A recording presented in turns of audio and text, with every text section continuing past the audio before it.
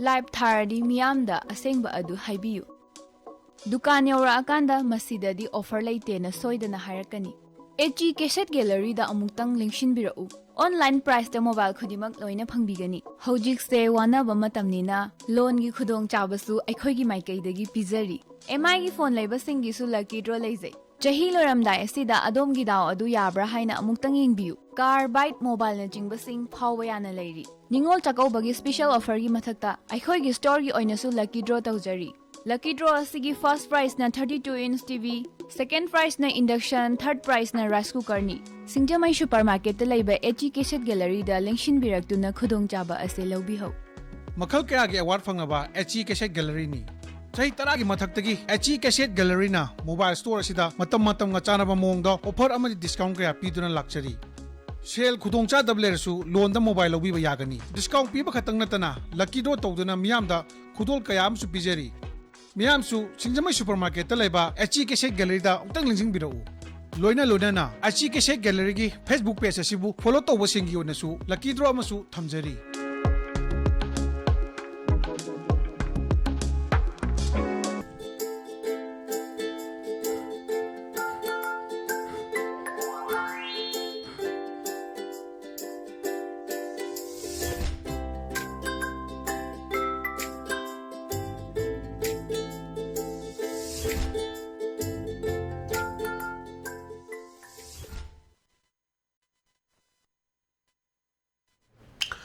From the ELITETV test of cartoon maha meng tawiru Muhammad Taramu sere maro nga sim fala funga pau se singi cartoon sing da cartoonisina kari haning liba kari phongdong liba kari wakal khang liba habdu mayam sanong thamjage am be lokhasage sanga express ki onthok panida isa onthok panida hariba cartoon sing view yam phajaba khogi TV discussion amagi sinnis da ulisi aiga BBS na aduga cha ka om su leire dex leire adu man hare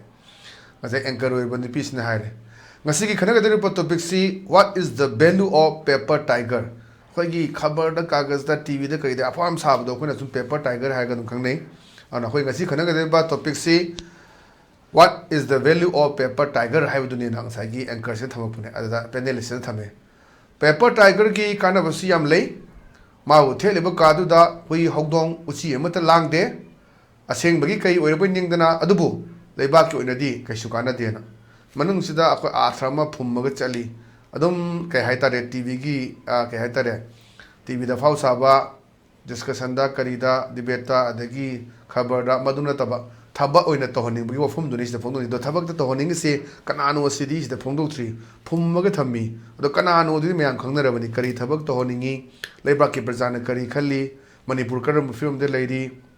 haimna sing basini aduna sai de am phajaba ajik TV discussion me am toriba khoju kanai kana da natia da seda ngangi ba chaiba me am sing sidagi thabo na tohoning ba khanara kandu da kanano tohoning se aduna ajini sum khabar da karida adagi atopa channel da sum hero gi ta televido pamde thabo onu thu thabok to ona view haidana phongdupa yamna phajaba sisu ban to leba cartooni haidana ai thamjege pathang da leisna khoi chana leba ki loire da na avni kulai je paire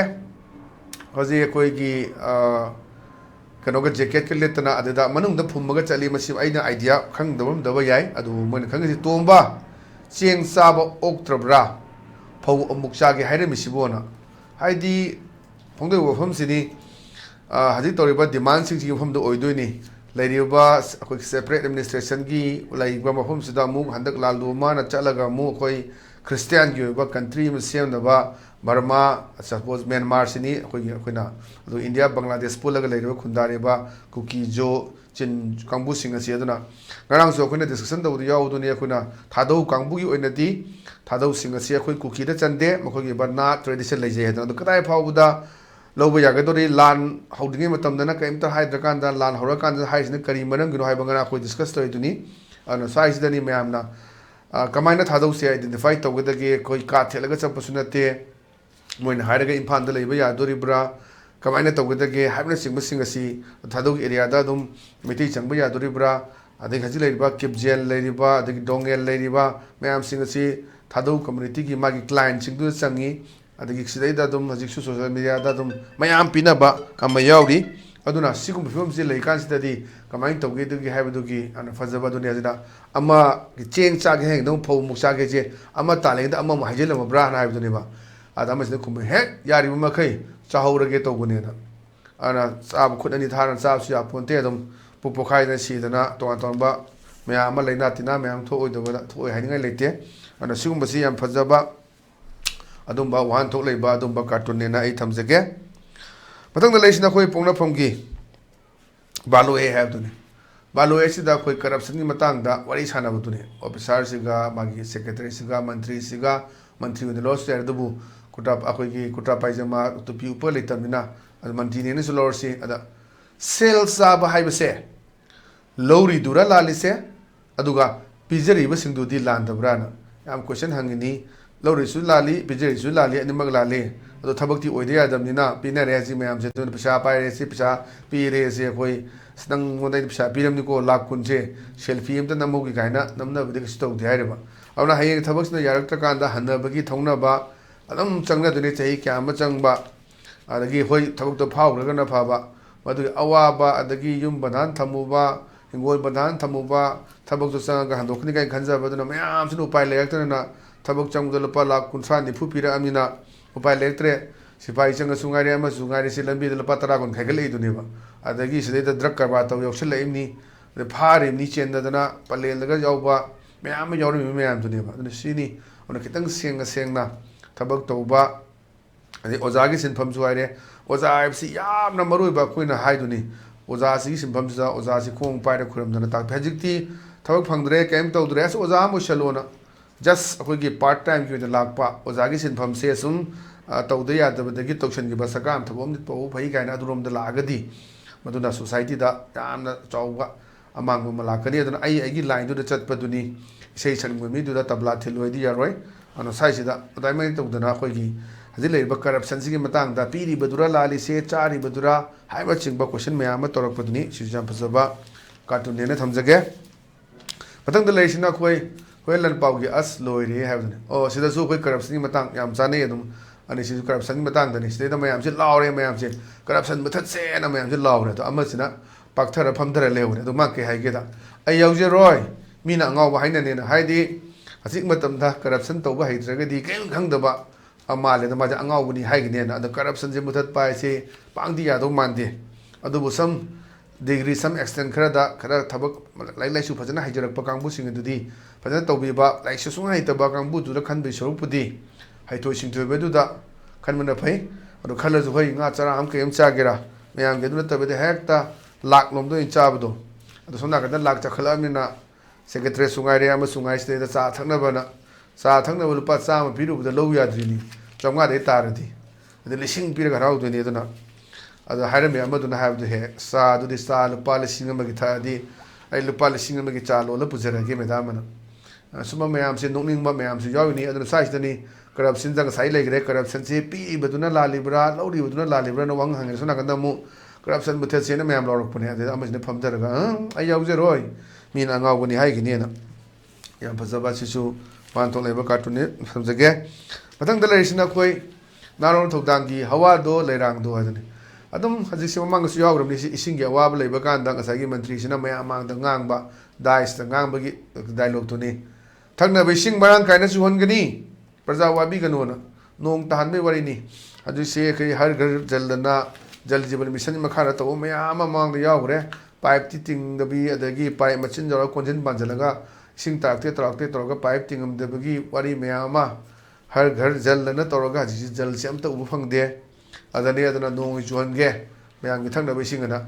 sing warang kaina chuhan gani haini phangan gani haiba da ba chuhan gani ai nong du ni praja wabi gano na yamna nok chu nong ba aduga wan tawsa leiba adum ba cartoon ni haidana ai thamjage matang da leisna khoi manipur news gi dasa ni haiduni ara mai ni pc da mai ni pi mantri mandol oidore mai ni pc na haibni mantri nang thabam da tawde kaim da tawde mi na ngangnare na ada mana khumukune mari mata mayam ama thikan nungka taholi ai thabak tawdo mantri nate ai thabak tawde ri haino na aduna sagi mai mari mata mayama tawruba mamangda adagi sagai na tai nepi mem gi kari gi tawgi buda mamangda vote ka gi do mayam su yawramni ana yam haina singa tawbiba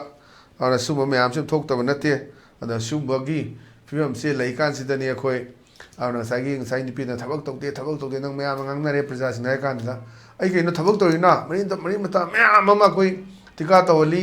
ꯑꯩ ꯊꯕꯛ ꯇꯧꯗꯕ ꯃꯟꯇ꯭ꯔꯤ ꯅꯠꯇꯦꯅ ꯌꯥꯝ ꯐꯖꯕ ꯁꯤꯁꯨ ꯀꯥꯔꯇꯨꯟꯅꯤꯅ ꯊꯝꯖꯒꯦ ꯃꯊꯪꯗ ꯂꯩꯁꯤꯅ ꯑꯩꯈꯣꯏ ꯄꯤꯄꯜꯁ ꯀ꯭ꯔꯣꯅꯤꯀꯜꯒꯤ ꯁꯦꯇꯔꯗꯦ ꯁꯇꯥꯌꯔꯅꯤ ꯁꯇꯔꯗꯦ ꯔꯦꯜꯋꯦ ꯑꯃ ꯂꯩꯑꯦ ꯁꯤ ꯏꯝꯐꯥꯜ ꯊꯥꯔꯦ ꯏꯝꯐꯥꯜ ꯇꯨ ꯖꯤꯔꯤꯅꯤ ꯑꯗ ꯈ꯭ꯋꯥꯏꯗꯒꯤ ꯇꯦꯟꯁꯨ ꯇꯦꯟꯕ ꯑꯗꯨꯝꯕ ꯔꯦꯜꯋꯦ ꯂꯥꯏꯟ ꯑꯗ ꯃꯥꯅ ꯍꯥꯏꯅꯤ this must be the record shortest railway line ꯈ꯭ꯋꯥꯏꯗꯒꯤ ꯇꯦꯟꯕ railway line but the longest in the making ꯑꯗꯣ ꯁꯦꯝꯕꯗ ꯌꯥꯝ ꯀꯨꯏꯅ ꯆꯪꯕꯅ ꯑꯗꯨꯅ ꯑꯇꯩ ꯑꯇꯣꯞꯄ ꯖꯒꯥꯁꯤꯡꯗ ꯐꯥꯎꯔꯒ ꯑꯩꯈꯣꯏꯁꯤꯅ ꯀꯃꯥꯏꯅ ꯇꯧꯕꯅꯣ ꯑꯗꯨꯅꯤ ꯔꯦꯜꯋꯦꯁꯤ ꯌꯧꯈꯤꯕ ꯃꯃꯥꯡꯒꯤ ꯀꯣꯡꯒ꯭ꯔꯦꯁꯀꯤ ꯃꯇꯝꯗꯒꯤ ꯌꯧꯔꯛꯑꯅꯤ ꯍꯥꯏꯕ ꯌꯧꯗ꯭ꯔꯤ ꯍꯣꯏ ꯇꯨꯄꯨꯜꯐꯧꯗꯤ ꯌꯧꯗꯅ ꯈꯣꯠꯇꯅ ꯇꯧꯔꯦ ꯇꯨꯄꯨꯜꯗꯒꯤꯁꯤ ꯏꯝꯐꯥꯜ ꯌꯧꯔꯛꯇ꯭ꯔꯤ ꯃꯌꯥꯝꯁꯤꯒꯤ ꯑꯗꯨꯒꯤ ꯂꯦꯟ ꯀꯝꯄꯦꯟꯁꯦꯁꯟ ꯄꯤꯕꯒꯤ ꯑꯗꯨ ꯇꯧꯕꯒꯤ ꯌꯦꯠꯅꯕ ꯃꯌꯥꯝ ꯑꯃ ꯂꯩꯕꯒꯤ ꯇꯧ ꯂꯩꯔꯤ ꯑꯗꯨꯅ ꯏꯝꯐꯥꯜꯗ ꯌꯧꯔꯛꯄꯒꯤ ꯋꯥꯐꯝꯁꯤ ꯈꯔ ꯑꯩꯈꯣꯏ ꯃꯊꯪ ꯊꯩꯊꯔꯒ ꯂꯥꯛꯏ ꯑꯗꯅꯤ ꯉꯁꯥꯏ ꯀꯥꯔꯇꯨꯟꯁꯤ ꯊꯝꯃꯛꯏꯁꯦ this must be the record shortest railway line ꯈ꯭ꯋꯥꯏꯗꯒꯤ ꯇꯦꯟꯕ ꯔꯦꯜꯋꯦ ꯂꯥꯏꯟ ꯑꯣꯏꯕ ꯑꯗꯨꯒ but the longest in the making ꯑꯗꯨꯒ ꯁꯦꯝ ꯁꯥꯕꯅ ꯀꯨꯏꯅ ꯆꯪꯕ ꯁꯤꯁꯨ ꯑꯆꯧꯕ ꯃꯦꯁꯦꯖ ꯑꯃ ꯄꯤꯕ ꯀꯥꯔꯇꯨꯟꯅꯤꯅ ꯊꯝꯖꯒꯦ ꯑꯗꯨꯅ ꯉꯁꯤꯒꯤꯗꯤ ꯑꯗꯨꯝꯕ ꯂꯤꯠ ꯇꯤꯚꯤꯒꯤ ꯇꯦꯁ ꯑꯣꯐ ꯀꯥꯔꯇꯨꯟꯒꯤ ꯃꯍꯥꯎ ꯃꯇꯥꯡ ꯑꯁ꯭ꯋꯥꯏꯗ ꯂꯣꯏꯁꯤꯟꯖꯔꯦ ꯃꯤꯠꯌꯦꯡ ꯇꯥꯕꯤꯔꯤꯕꯁꯤꯡꯕꯨ ꯑꯃꯨꯛ ꯍꯟꯅ ꯈꯨꯔꯨꯝꯖꯕ ꯂꯣꯏꯅꯅ ꯀꯥꯏꯅꯗꯕ ꯌꯥꯊꯪ ꯄꯤꯅꯕꯤꯔꯁꯤ